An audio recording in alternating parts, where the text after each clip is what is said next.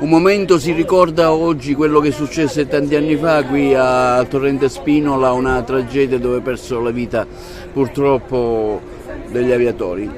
Sì, oggi ricorre esattamente un anno dal momento in cui abbiamo voluto dedicare questo monumento ai due aviatori, Co e Cornacchia, perché ritenevamo doveroso, avevamo detto il 21 settembre del 2022 che questo non era semplicemente l'inaugurazione di un monumento per una celebrazione così sporadica, ma che avremmo ricordato anche negli anni successivi il sacrificio dei due aviatori che, per evitare di cadere sul centro abitato, hanno preferito spostare l'aereo e quindi atterrare in mare. Hanno perso la vita in quel momento tragico. Oggi è doveroso da parte nostra ricordare quel 21 di settembre, data in cui abbiamo inaugurato questo monumento. Quindi abbiamo voluto invitare le autorità, il 41esimo stormo al quale appartenevano, in modo tale da ricordare con grande spirito che oggi, in modo particolare anche in funzione dei venti di guerra che ispirano nel cuore dell'Europa, la guerra è sempre da ripudiare, però dobbiamo sempre dire grazie alle nostre forze armate, partendo dall'aeronautica alle forze armate di terra,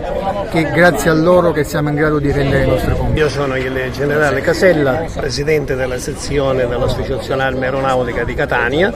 nonché artefice di questo monumento che abbiamo voluto erigere per onorare questi nostri due colleghi caduti qua il 20 agosto del 1999 e che hanno perso la vita per salvare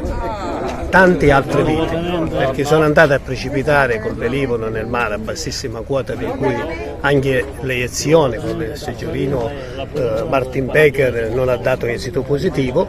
perché hanno evitato di far imbattare il velivolo sul centro abitato e neanche nella zona di mare che era affollata chiaramente di bagnanti a quell'epoca. Diciamo un ricordo importante. Quindi, per non dimenticare quello che è successo. Noi come Aeronautica Militare, come Associazione Arma Aeronautica, ovviamente abbiamo voluto dare lustro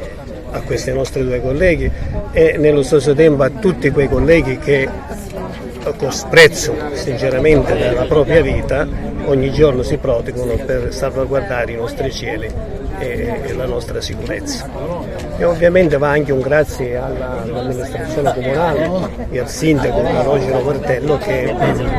ha voluto quest'anno essere partecipe, ha dimostrato veramente una grande sensibilità nei confronti di questi due ragazzi